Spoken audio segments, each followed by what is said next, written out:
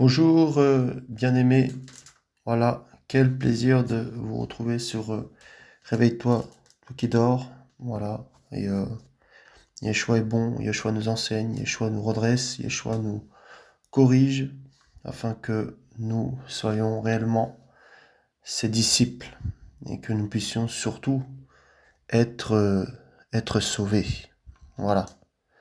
Alors, j'avais à cœur de partager un passage donc dans 1 Corinthiens,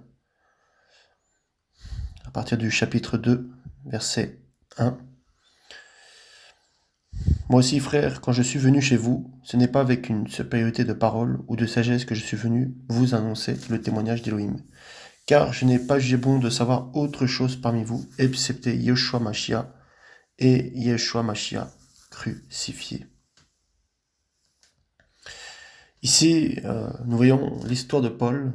Paul avait le désir dans son cœur de voir Yeshua Mashiach crucifié, d'entendre parler de Yeshua Mashiach crucifié, de ne savoir que cela. Et c'est-à-dire, c'était vraiment son désir le plus profond. D'ailleurs, il dira qu'il regardera tout comme de la boue à cause de l'excellence de Yeshua Mashiach. Vous savez, il y a un temps où on peut s'attacher à ces choses de ce monde et lorsqu'on s'attache aux choses de ce monde, tout de suite, nous commençons à nous éloigner du Seigneur, puisque c'est la distraction, et on se rend compte, en fait, que tout ça, c'est rien, que tout ça, c'est vanité, et que, en fait, celui on veut réellement, c'est Yeshua, qu'on veut connaître, c'est Yeshua. On veut ne rien savoir d'autre. On ne veut pas entendre les blablas, on ne veut pas entendre les disputes entre les chrétiens, on ne veut pas entendre les histoires ici et là, on veut pas entendre parler du péché. Ce qu'on veut entendre, c'est Yeshua Mashiach crucifié, le message de la croix dans le cœur des chrétiens. Et on peut parfois enseigner et on peut parfois être, comment on appelle ça, sûr qu'on a saisi certaines choses. Et parfois, il faut tomber de haut pour réaliser que on est immature, qu'il y a l'immaturité. Si beaucoup de chrétiens aujourd'hui échouent dans ce que le Seigneur leur veut faire avec eux, c'est à cause de l'immaturité spirituelle. Puisque la Bible dit que le commencement de la sagesse, c'est la crainte d'Élohim, le commencement de la sagesse. La sagesse, bien sûr, c'est l'intelligence. Et l'intelligence, bien sûr, c'est aussi ce qui nous donne, bien sûr, la maturité. On peut connaître des versets par cœur, on peut avoir une onction spécifique pour guérir les malades ou je ne sais quoi d'autre, pour la prophétie, et avoir une onction qui est sur nos vies, mais pour autant, comment ne pas être mature. Et beaucoup de chrétiens, comment pêchent, non parce qu'ils n'aiment pas le Seigneur, mais parce que en fait, ils sont immatures.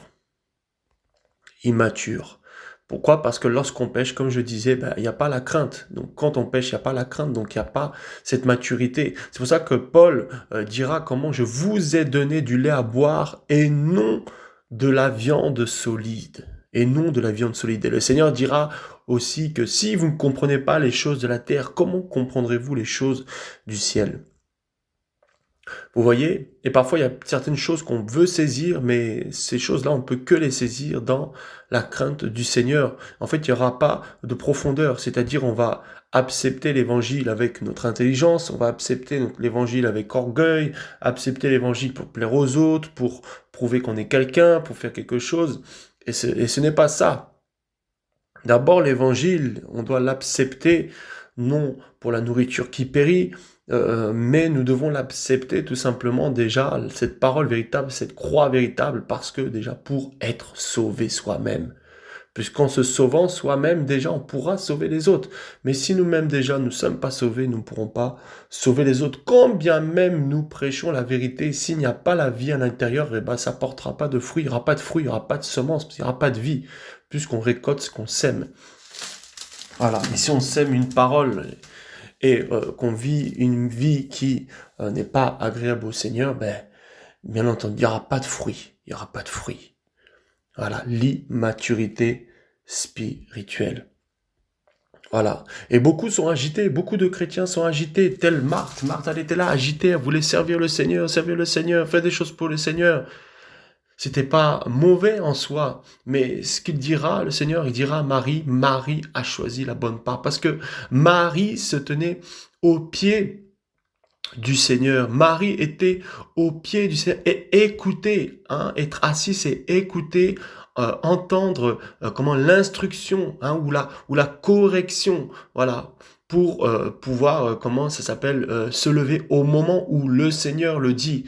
Et Marthe était l'image en fait de ces hommes et ces femmes qui sont sur YouTube, qui prêchent ici et là, qui évangélisent aussi et qui ont des voilà, qui ont des chaînes et tout ça, comme je disais, mais qui en fait sont dans l'activisme. Dans l'activisme, mais il n'y a pas de réellement profondeur. Vous savez, on peut pas rester à vie en disant en témoignant aux gens qu'on a eu des visions, des visions, des visions. Ça ne sert à rien, puisque la Bible dit la parole était Elohim, et Elohim était la parole, et la parole était vers Elohim. Et au verset 14 dans Jean chapitre 1, on nous dit que cette parole, c'était faite chair. Ça veut dire que la parole, vous voyez, c'est la vision. Yoshua lui-même, dans Ésaïe, on nous dit qu'un fils nous est né. Donc on parle d'une vision qui doit naître, n'est-ce pas?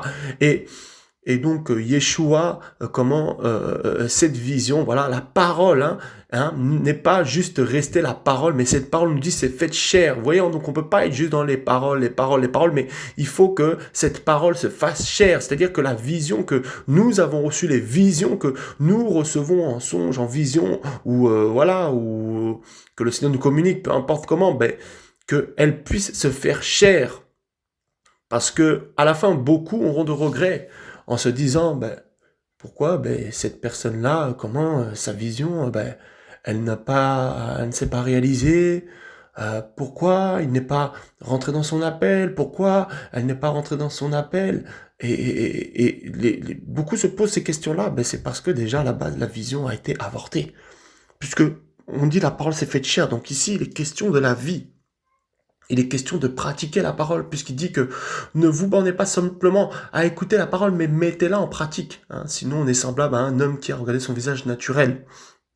Vous voyez? Parce que la Bible est vraiment ce miroir qui nous permet de voir notre état, qui nous permet de voir si oui ou non nous marchons correctement devant Yeshua pour pouvoir pratiquer, en fait, cette parole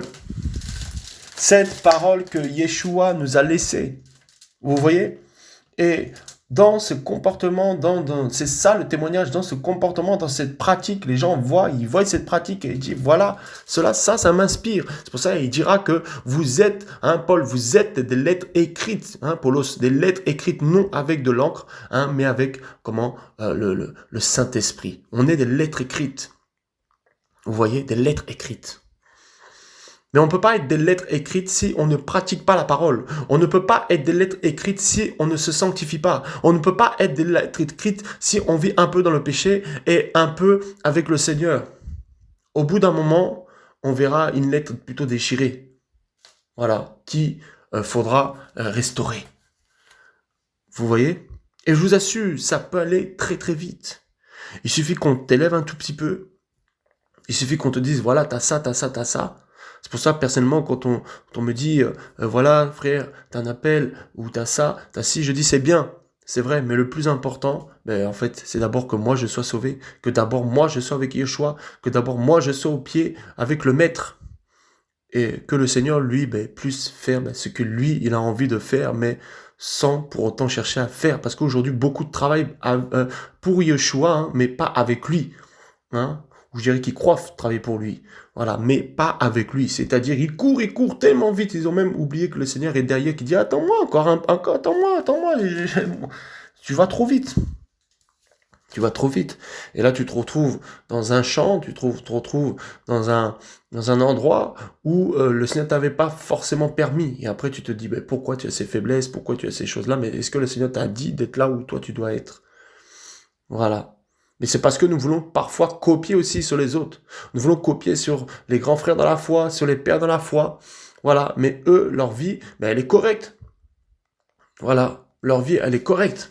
En soi, c'est pas mauvais, puisque comme comment Paulo se dira, hein, devenez mes imitateurs. C'est pas mauvais en soi, mais quand on n'imite pas juste au niveau de la connaissance, on n'imite pas, mais on imite au niveau du caractère, au niveau du comportement, au niveau de la sanctification et de la crainte du Seigneur.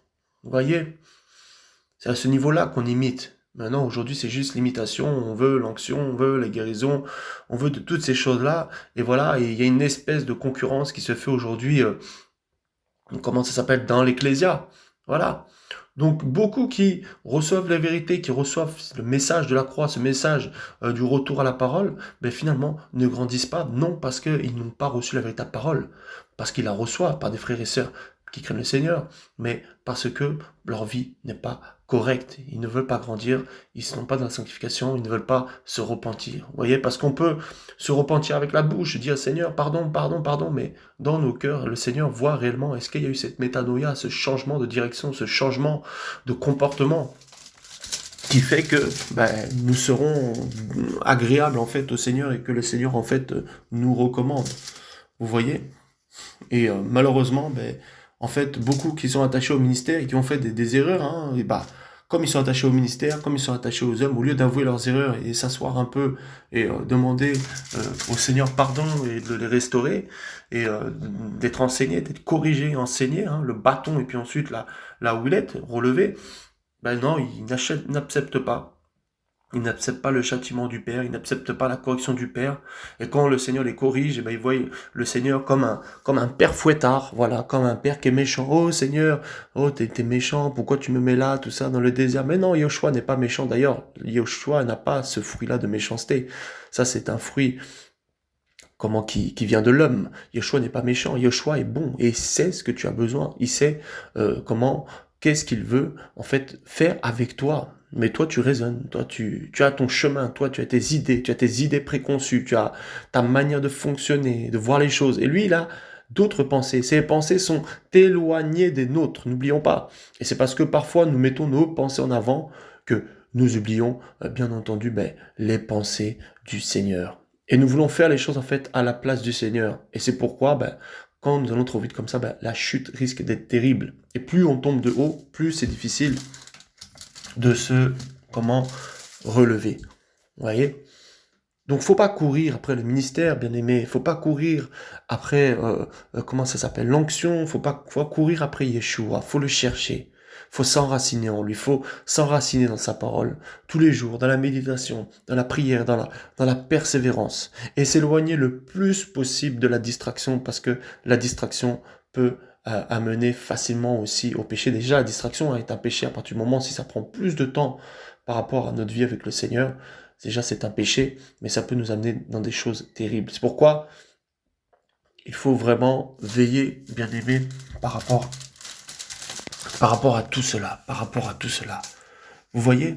Où sont aujourd'hui, je me pose la question, où est cette église qui réellement, en fait, a envie de connaître le Seigneur, qui réellement a envie de savoir qui il est et qui est désintéressé, en fait, du manger, du boire, du mariage ou du travail, parce que beaucoup acceptent le Seigneur et lorsque le Seigneur leur a donné ce qu'ils désiraient, ils oublient, ils ont dit, bon, Seigneur, merci, tu m'as donné ce que je veux, maintenant, voilà. Un peu comme ces hommes qui sont venus chercher le pain, voilà, et le poisson. Ils étaient venus juste pour cela, ils étaient venus par intérêt, voilà. Et le Seigneur dira que vous êtes venus, mais voilà, mais pour la nourriture qui périt, voilà. Il dira, ne travaillez pas pour la nourriture qui périt, voilà. Donc malheureusement, nous sommes dans cette génération où aujourd'hui beaucoup sont attachés aux futilités, beaucoup sont attachés aussi aux hommes, c'est-à-dire un frère, une sœur peut devenir en fait ta béquille en fait. Et si tu ne veilles pas, tu vas créer des liens d'âme. Et comme en fait tu es toujours en paix avec cette frère et cette sœur, mais plus avec le Seigneur, en fait tu n'auras pas le discernement quand tu t'es perdu parce que comme le frère quelque part, en fait inconsciemment ou la sœur inconsciemment te conforte dans cette position. Vous voyez, ou parfois il y a même des faux frères et des fausses sœurs qui peuvent te conforter dans ta position de péché, dans ta position de médiocrité. Voilà.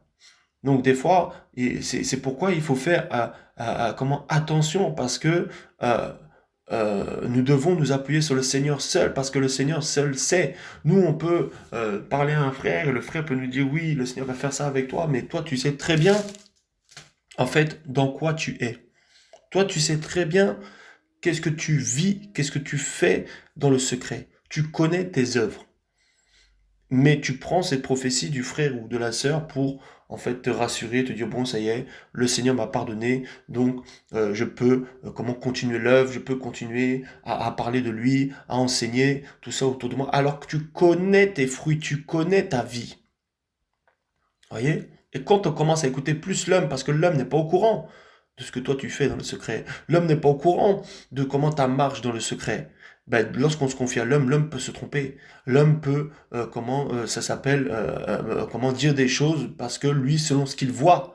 Mais celle qui voit qui tu es, c'est ta femme, ou celui qui voit qui tu es, voilà, c'est ben, ta femme, ton mari, tout ça, voilà, voilà. Et bien sûr, ben, le Seigneur.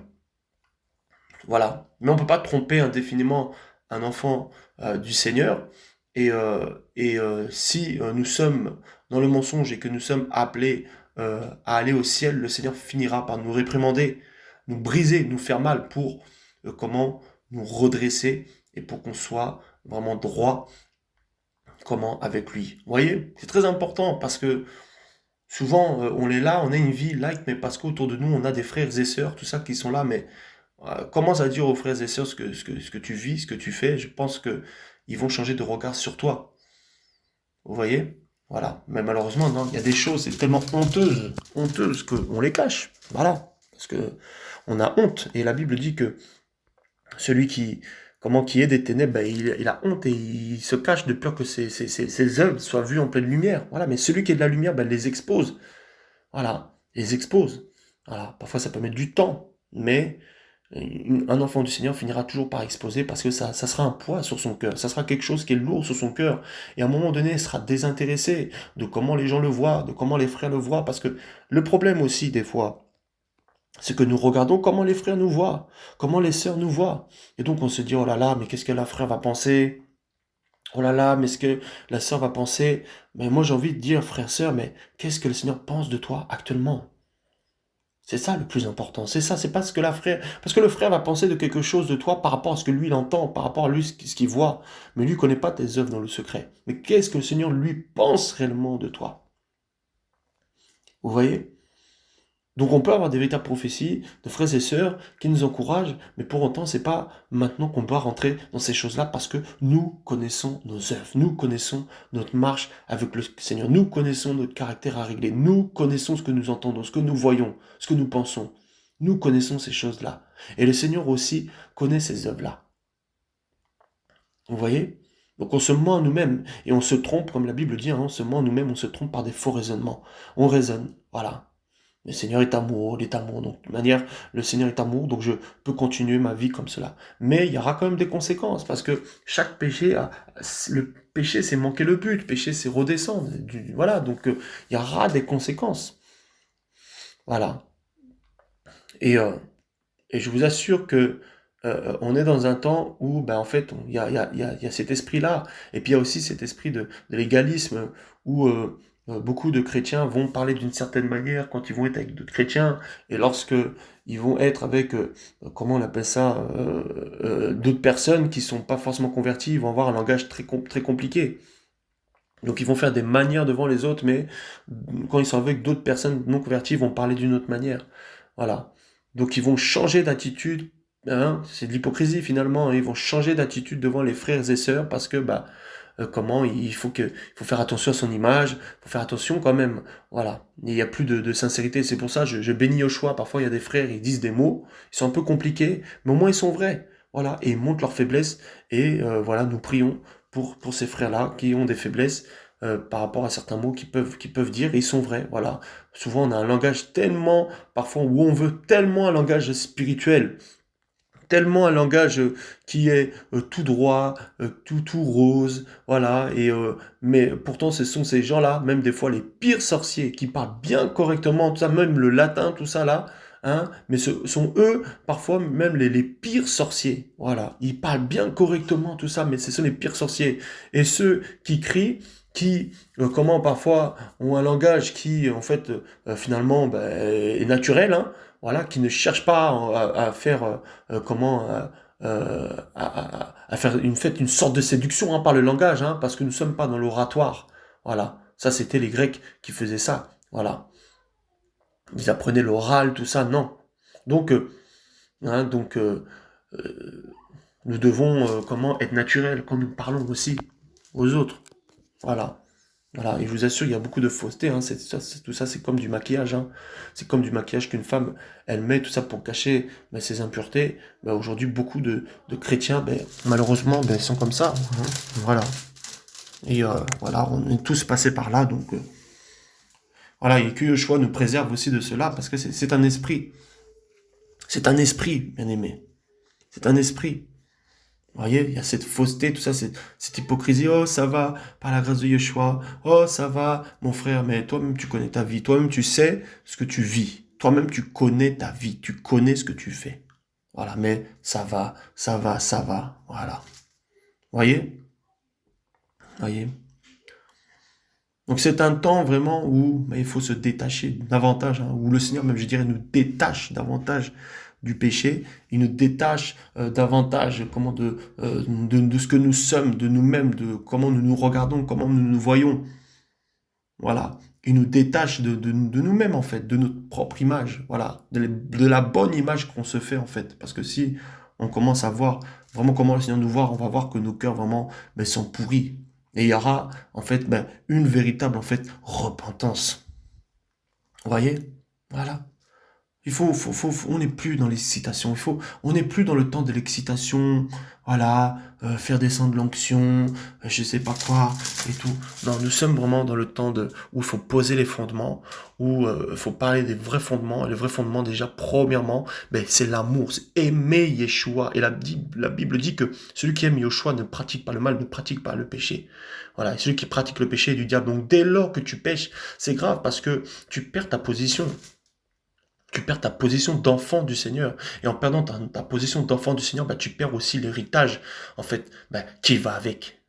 C'est pourquoi, en fait, le péché, lorsqu'on commence à comprendre ce que c'est, on commence à voir, à comprendre que ben, c'est quelque chose de très, très dangereux, quelque chose qui nous enlève notre identité, qui nous empêche de voir ce que le Seigneur veut pour nous, qui nous fait descendre une marche. Et plus, bien sûr, tu connais le Seigneur, plus, quand tu pêches, plus la chute risque d'être dure. Voilà pourquoi des frères qui, comment ça s'appelle, avaient bien commencé, ben, comment ça s'appelle, qui étaient à un certain stade, parce qu'ils sont tombés, par exemple, ben, dans l'adultère, ben, là, la chute était terrible. Et là, ils n'ont pas pu se relever. Vous voyez, ben, parce que sûrement, avant, ils ont caché certaines choses. Vous voyez, donc il faut mieux voilà, parler autour de soi, aux frères, de nos faiblesses, de nos manquements, pour pouvoir en fait être guéri, voilà, corriger bien comme il faut de la part du Seigneur, et pour pouvoir se relever plus fort, et prendre tout ça comme un enseignement, et pour pouvoir aussi aider les autres, et fortifier les autres. Vous voyez, voilà, aider les autres. Voilà. On manque aussi, bien sûr, ben, de simplicité. Vous voyez? Simplicité, c'est-à-dire que quand on va chez quelqu'un, on va absolument prendre la parole, ou quand quelqu'un nous visite, on va absolument prendre la parole et puis partager un verset. Non, tu peux commencer une discussion avec un frère, une sœur comme ça, et puis naturellement, ben, le Seigneur vous visite. Moi, j'étais en train de partager avec un jeune frère là qui est converti depuis il n'y a pas longtemps, et on partageait la parole comme ça dans un parc, et je lui partageais quelque chose, et dans la simplicité, il me posait des questions en fait, et puis j'essayais de répondre et partager avec lui, et la gloire du Seigneur est tombée sur nous. Voilà, on n'a pas cherché à se dire, oui, voilà, tiens, demain on va parler de la croix, demain on va parler de ça, parce que tout ça, ça bloque aussi l'esprit, parce que nous, on a trop nos programmes aussi préconçus. On arrive quelque part, on se dit déjà, ouais, je vais parler. Voilà, alors que le Seigneur ne veut pas forcément que tu parles. Tu arrives quelque part, tu sais déjà, en fait, comment le Seigneur va t'utiliser, quoi. Non, le Seigneur, c'est comme le vent, tu ne sais pas. Quand il va t'utiliser, quand c'est le feu, il va te saisir et puis tu vas parler. Vous voyez? Donc ça prouve que parfois aussi, ben, nos démarches à nous en tant que chrétiens, parfois, ben, elles sont elles sont charnelles, vous voyez, et on a perdu cette simplicité, ce partage, simplement, on discute, le frère pose des questions, et puis non, aujourd'hui, non, c'est costard, c'est là, c'est bien habillé, tout ça, c'est devant comment des pupitres et tout ça, là, même des estrades, tout ça, parce que voilà, le pasteur doit être plus haut que le corps, voilà, parce que le corps est séparé, hein, du pasteur, c'est le cléricalisme, hein, voilà, qui vient finalement des catholiques, hein, de Rome, tout ça, voilà, ben on a mis ça, voilà, chez les protestants, voilà, où tu as le pasteur au-dessus, voilà, et puis tu as le corps en dessous, qui est ignorant de ce que le Seigneur, lui a donné, ignorant, c'est-à-dire il est là et il est là tout le temps, il ne connaît pas son identité, voilà, il est là et puis il se dit voilà, il n'y a que le pasteur qui peut prier, il n'y a que le pasteur qui peut faire ça, hein, voilà, mais moi je ne peux pas prier pour les malades, moi je ne peux pas exhorter un frère, parler à un frère, partager à un frère parce que voilà, il faut un certain graal, voilà. Et ça bloque aussi le Saint-Esprit. Ça bloque aussi ça, la puissance du Saint-Esprit. Alors bien entendu, voilà, à partir du moment où, bien sûr, nous nous sanctifions, voilà, à partir du moment où nous nous sanctifions, voilà. Donc voilà, ils sont assis à vie, comme ça, et tout. Et quand leur pasteur leur dit de se lever, ils se lèvent, et quand le pasteur dit de s'asseoir, ils s'assoient. Voilà, aujourd'hui, c'est ça. Les églises sont devenues des prisons. Voilà. Et ce jeune homme, voilà, qui s'est converti depuis, maintenant, à peu près 2 mois, mais voilà, déjà, il est là, et puis il voit déjà les choses, il comprend déjà les choses, et alors qu'il était dans une assemblée avant, à l'époque, au pays, pendant très longtemps. Voilà, pourquoi? Ben, parce que ce message-là, le véritable évangile, lui a fait comprendre que lui aussi, il pouvait avoir des visions, lui aussi, le Seigneur pouvait lui parler, lui aussi, le Seigneur, il pouvait avoir une intimité profonde avec lui, et que le pasteur n'avait pas forcément une plus grande connexion, que lui. Voilà. Donc tout ça, ça bloque tout ça. Et puis, voilà, hein. Donc les chrétiens restent au lait à vie. Ils restent au lait. Ils ne veulent pas de la nourriture solide, ils ne peuvent pas la comprendre. Donc quand on leur parle, ils disent, pourquoi tu me juges? Hein? Pourquoi tu me juges? Ou alors, le Seigneur connaît mon cœur. Laissez-moi vous dire, quand quelqu'un dit, le Seigneur connaît mon cœur, ou pourquoi tu me juges? Mais c'est quelqu'un déjà qui a quelque chose dans sa vie. Il faut aller voir, hein, ou demander au Seigneur qu'est-ce qu'il y a dans la vie de cette personne-là. Il y a quelque chose, il y a un truc qui met une séparation entre elle et Elohim. Et cette personne-là est frustrée, donc naturellement, cette personne-là va répondre par l'orgueil, voilà, ou comme ça, pour se rassurer en disant, voilà, euh, voilà, le Seigneur me connaît, il sait les projets qu'il a pour moi, il connaît mon cœur, pourquoi tu me juges, t'es qui pour me juger? Alors que la Bible dit, bien sûr, l'homme spirituel juge de tout. Alors l'homme ne peut pas juger en disant que tu vas aller en enfer. Non, il peut dire par contre que tes fruits peuvent t'amener en enfer, mais c'est pas à lui de choisir si tu vas aller en enfer. Effectivement, voilà. Mais la Bible dit que si on se juge nous-mêmes, qui peut nous juger? Donc on doit se juger nous-mêmes. Chaque jour, regarder nos vies, se juger nous-mêmes pour voir si nous sommes agréés devant le Seigneur, si nous sommes dans l'obéissance par rapport à ce que Yeshua nous demande. Voyez? Voilà. Mais aujourd'hui, non, il n'y a plus ça. Aujourd'hui, c'est pasteur, machin, donne-moi ça, pasteur, donne-moi ci, pasteur, prie pour moi, pasteur, j'ai tel problème, pasteur, tout ça, et tout. Et le pasteur est fatigué, même le pasteur est dépressif, parce que les chrétiens, n'ont plus d'intimité avec Yeshua, parce que les chrétiens ne veulent plus connaître le Seigneur de l'intimité. Les chrétiens sont devenus feignants, ils veulent tout servir sur un plateau. Ils écoutent des enseignements ici et là, ce qui n'est pas interdit, mais oublient la parole. La parole même, la Bible a pris la poussière. Voilà. La Bible a pris la poussière. Il faut tout le temps aller partout, de séminaire en séminaire. C'est comme en fait les oiseaux migrateurs, comme les oiseaux migrateurs qui, voilà, qui migrent en fait, hein, d'église en église ou de zoom en zoom. Voilà. Alors comme je précise que c'est bien aussi d'écouter des enseignements, mais ce que je dis, c'est qu'il faut privilégier l'intimité avec le Seigneur, privilégier la lecture de la Bible. On peut lire un livre chrétien, ce n'est pas interdit, hein, mais il faut privilégier la Bible. Pourquoi? Parce que dans un livre, il peut y avoir des hérésies. Voilà, dans un enseignement, il peut y avoir des hérésies, et c'est seulement en lisant véritablement la parole qu'on va se rendre compte de ces hérésies.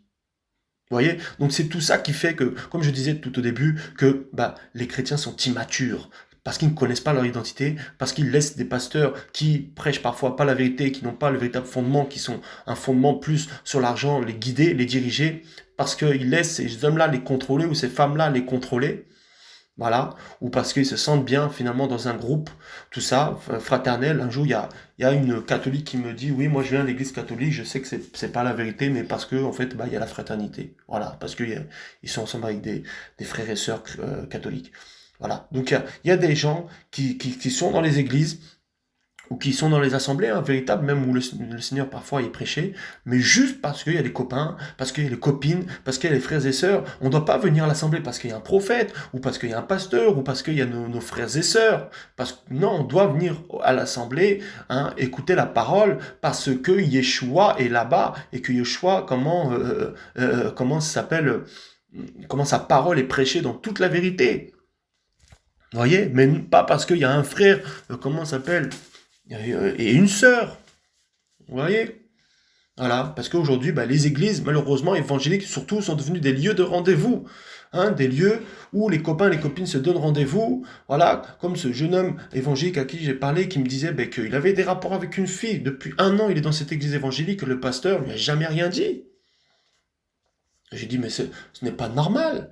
Et non, en fait, il dit qu'il va là-bas parce qu'il n'a rien à faire. Il m'a dit, je n'ai rien à faire, je vais là-bas. Donc aujourd'hui, beaucoup de chrétiens, malheureusement, suivent un mouvement, comment ça s'appelle, vont quelque part, vont à l'église le dimanche, ou je ne sais pas quel jour, peu importe. Voilà, le dimanche, c'est pas le jour du Seigneur. Voilà, ça c'est le soleil Mitra. Enfin bref, on va pas rentrer dans les détails là-dessus. Mais parce que voilà, il y a un copain, parce qu'il y a une copine, il faut absolument aller, voilà, ce jour-là. Voyez? Non, ce n'est pas ça. Ce n'est pas ça l'évangile. Voilà. Peu importe le frère qui prêche, pourvu que Yeshua soit glorifié, soit élevé réellement, que l'enlèvement est prêché, que la croix est prêchée, que le retour à la parole est prêché. Vous voyez? Parce qu'aujourd'hui, tu rentres dans une église, on te parle de la dîme, la dîme, la dîme, la dîme, tout le temps, la dîme, la dîme, la dîme. Voilà. Comme comment s'appelle ICC qui dit voilà une réduction pour faire comment s'appelle des enseignements bibliques. Vous voyez, enseignement biblique, réduction sur enseignement biblique, donc c'est 35 euros, alors je sais pas combien tout ça. Mais depuis quand on vend l'évangile? Depuis quand le Seigneur son sang a coulé gratuitement? Tu vas acheter quoi maintenant? Ton âme, tu peux pas la racheter. Vous voyez? Voilà, donc il faut payer maintenant pour être enseigné par le Saint-Esprit. C'est nouveau. Il a dit, je vous enverrai le Saint-Esprit qui vous enseignera toutes choses. Il n'a pas dit, je vous enverrai des écoles théologiques où vous allez payer un prix exorbitant pour être enseigné. Vous voyez? Mais quelque part, vous faites avoir parce que vous avez tellement soif du Seigneur. Je parle à certains, vous avez tellement soif du Seigneur que, en fait, malheureusement, on ne vous a pas expliqué comment assouvir cette soif. Et on vous propose ça et on vous dit, voilà, ça c'est la facilité, tu vas payer, et puis après tu auras l'onction, après tu vas connaître le Seigneur, après tu auras vraiment cette intimité profonde avec le Seigneur, tu vas percer dans ton ministère. Alors bien sûr, c'est alléchant. C'est alléchant parce que tu désires cette profondeur avec le Seigneur. Mais le Seigneur dit simplement, viens dans mon intimité, ma fille, viens dans mon intimité, mon fils, viens. Et je vais t'enseigner ma parole. Quitte le péché, quitte la distraction. Éloigne de tout, des ténèbres. Voilà, parce que tu peux jeûner pendant 40 jours. Mais si ta vie n'est pas en règle, ça sert à rien. Parce que souvent, jeûne de Daniel, jeûne de 40 jours, combat spirituel pendant 2 heures, tout ça. Non, tu médites et tu pries. Et c'est le Seigneur qui combat pour toi. C'est ça le combat spirituel. C'est le Seigneur qui combat pour toi.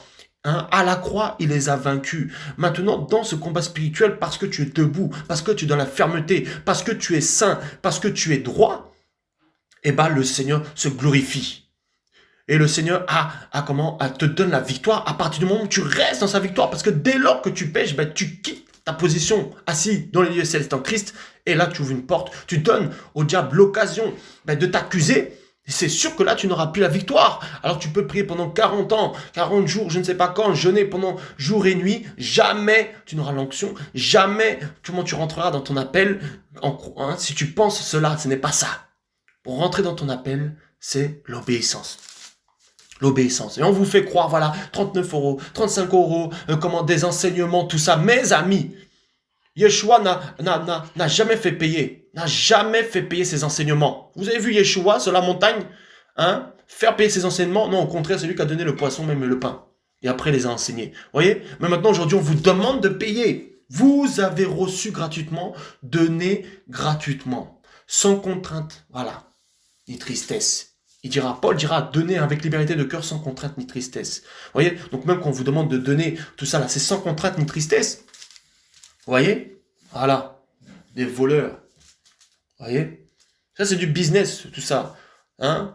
Tout ça, là, ICC, tout ça, c'est du business. Tout ça, des voleurs, des marchands du temple. Voilà ce que Yeshua a fait. Lorsqu'il a vu les marchands du temple, ben, les a chassés. Il les a chassés. Vous voyez? Aujourd'hui, on vend l'évangile. On vend l'évangile, toutes ces choses-là. Mais c'est pourquoi, voilà, ben, frères, sœurs, ben, vous ne grandissez pas. C'est pourquoi, frères, sœurs, ben, il n'y a pas la maturité. Parce que vous allez dans ces écoles pensant que vous allez grandir. Voilà, comme par magie, comme ça vous allez grandir. Non. Tu es un arbre. Et la nature nous enseigne-t-elle pas qu'un arbre ne pousse pas en 2 jours? Un arbre, tu peux mettre l'eau que tu veux, hein, mais tu plantes la graine, tu peux mettre l'eau toute la journée, toutes les nuits, tout ça.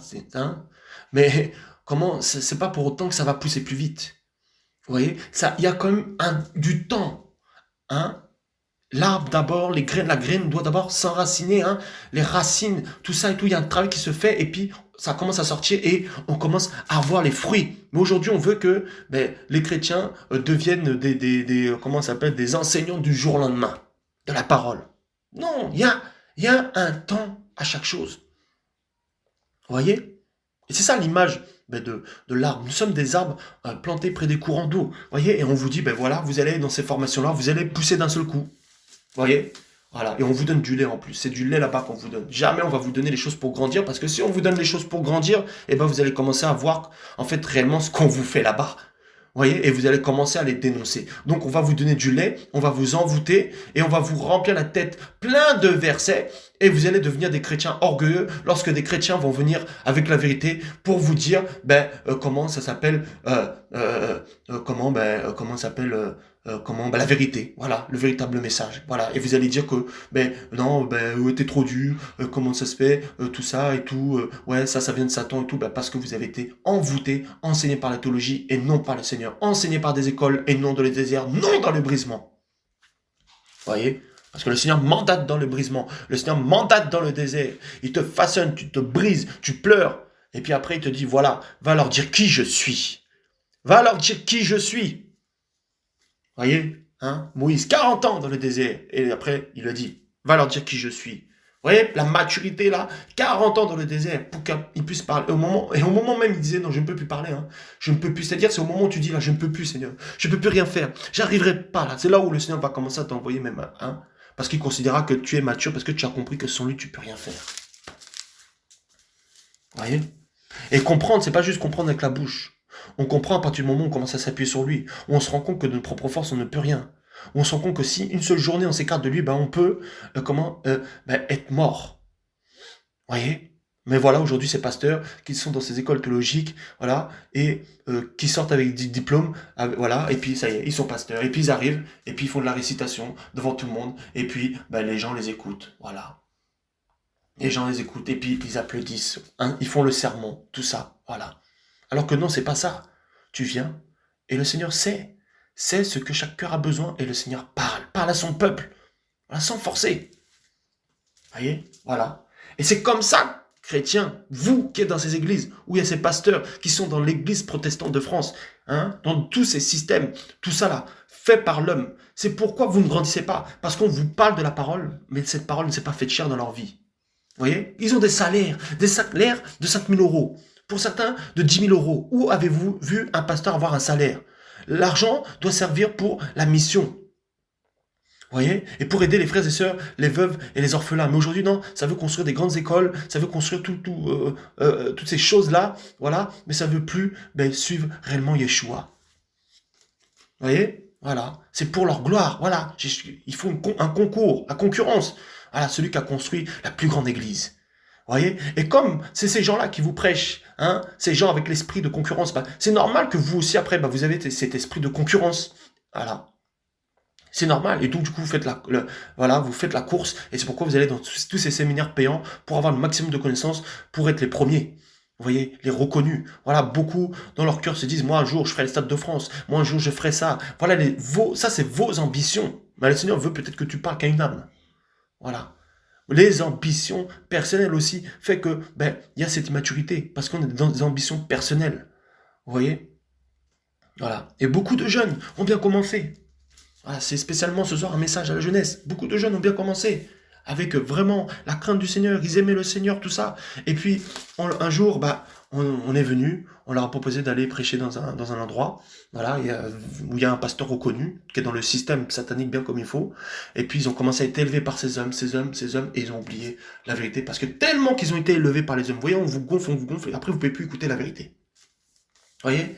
Et combien de fois, même quand j'étais dans des difficultés dans ma marche, combien de fois on m'a demandé, viens prêcher ici, oh tu devrais venir prêcher ici, tu devrais prêcher ici. Heureusement que j'ai une femme qui est aussi une très bonne conseillère, et le Seigneur aussi qui me prévient la nuit en me disant, cette personne-là n'est pas sincère, cette personne tout ça, heureusement, parce que sinon je serais déjà mort.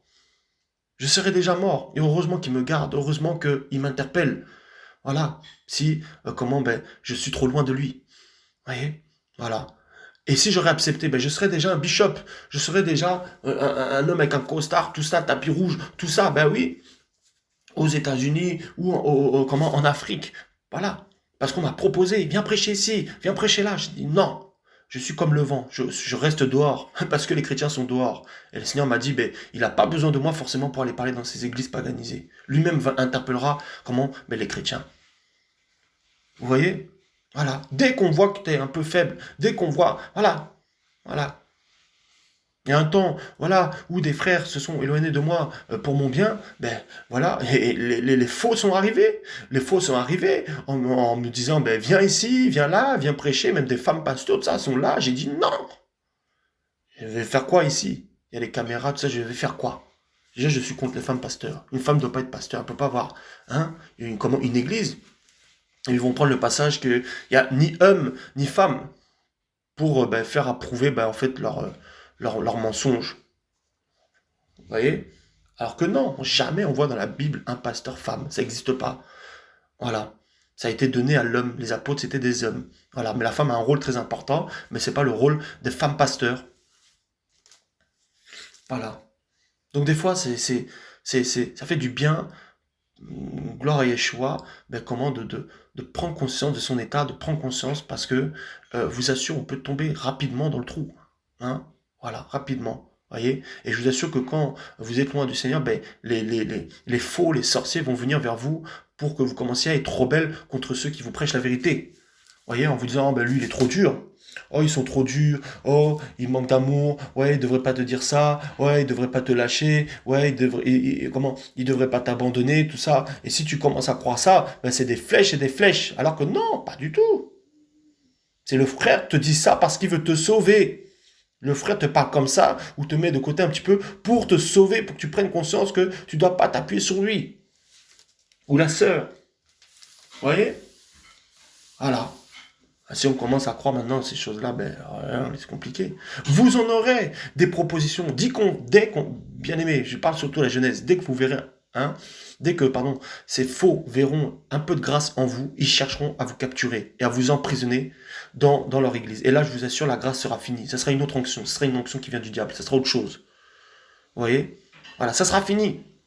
Vous serez connus des hommes, des bishops, des faux pasteurs, tout ça, de toutes ces sociétés, protestantes, voilà, mais vous ne serez pas connus du Seigneur, voilà. Vous serez connus par les faux, les faux évangéliques, les faux prophètes, les faux protestants, tout ça là, les catholiques, ça. Vous serez connus par les chrétiens charnels, mais vous ne serez pas connus des chrétiens spirituels qui aiment la vérité et surtout de Yeshua. Voilà. Voilà. Et c'est très trompeur, vous voyez? Voilà. Et cette femme, comment me dit comme ça, alors à dimanche et tout ça, monsieur le prophète, comme ça. Déjà, je n'ai jamais dit que j'étais prophète, tout ça. Et puis voilà, comment elle a voulu me séduire en me disant, voilà, à dimanche, tout ça. Voilà. Une sirène, comme pas possible. Voilà. Dire aux gens de venir voilà. La séduction. On t'élève comme ça, après on t'envoie, on t'emprisonne, et puis après on t'enferme. Vous voyez? Voilà, quelqu'un qui est immature, il va sauter, il va y aller. Hein. Il va dire, oh, c'est une occasion pour aller prêcher l'évangile. Parce que le Seigneur dit que prêche en toute occasion. Voilà, donc il prend ce passage-là, il se dit, je peux y aller. Vas-y, tu vas attraper un esprit. Voilà. Après, si le Seigneur te dit, vas-y, mais si le Seigneur te dit pas, ne va pas, tu n'auras pas le manteau, tu n'auras rien. Vous voyez? Pour après s'exposer là-bas, tout ça, à la caméra, on n'a pas besoin d'être vu. Vous voyez? Voilà. Et puis il y a des... Non. Donc tout ça, c'est voilà l'immaturité qui fait que les jeunes, comme ça, ils courent partout. Dès qu'on les invite, tac, ils prêchent là, tout ça, tac, tac, tac. Et puis, à un moment donné, ils se font attraper par le système, avalés. Et on connaît beaucoup de frères qui étaient avec nous, qui dénonçaient, qui aujourd'hui retombent dans les choses qu'ils ont dénoncées. Vous voyez, voilà. Je ne suis pas le précurseur de ce message. Je ne suis pas celui qui a reçu ce message. C'est ce message-là. C'est le message qui vient de la parole. Je suis rentré dans un travail et ce n'est pas moi qui ai fait ce travail-là. Et gloire soit rendue à Yeshua si aujourd'hui je peux parler de cela parce que le Seigneur m'a aussi touché personnellement par rapport à cela. Vous voyez, l'immaturité. Vous voyez, l'immaturité, toujours murmurer de les autres, toujours voir le mal aussi, on voit le mal comme ça, les frères et sœurs, voilà, tout le temps, un frère il fait une erreur, tu vois le mal direct, voilà, une sœur fait une erreur, tu vois le mal direct, on soupçonne le mal, aussi parfois là où il n'y a pas le mal, voilà, donc la Bible nous dit bien sûr d'être prudent, hein.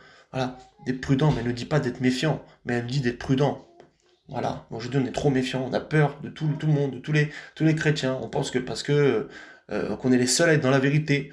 Non, et du coup on s'est fait une espèce de secte. Vous voyez, non, c'est pas ça. Il y a aussi des gens avec qui on n'est pas forcément en contact, qui sont pas en contact avec les frères qu'on connaît, mais qui ont aussi la vérité. Et qui prêchent la vérité. Et tu as aussi des personnes qui sont dans la vérité, qui sont enfermées dans ces assemblées et qui attendent ce message qu'il ne faut pas les condamner pour être délivrés et éclairés. Voilà. Et demain, quand ils vont recevoir la vérité, ce seront comment ça s'appelle, des bombes terribles, voilà, dans les mains du Seigneur, qui vont exploser partout. Voilà. Voilà.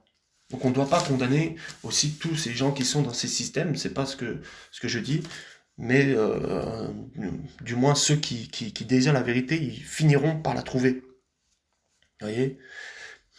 Ils finiront par la trouver. Vous voyez? Donc, regardons Yoshua. Yoshua, notre modèle parfait.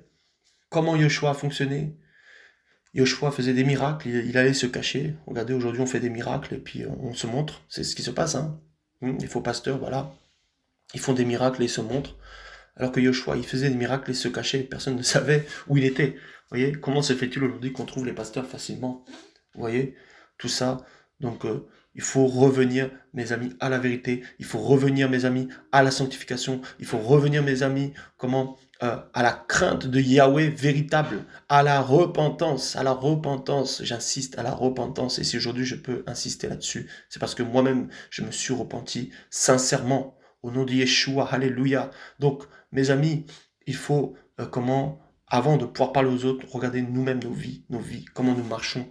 Voilà. Et que Yeshua nous fasse grandir. On n'est pas arrivé, nous grandissons en maturité chaque jour dans notre vie.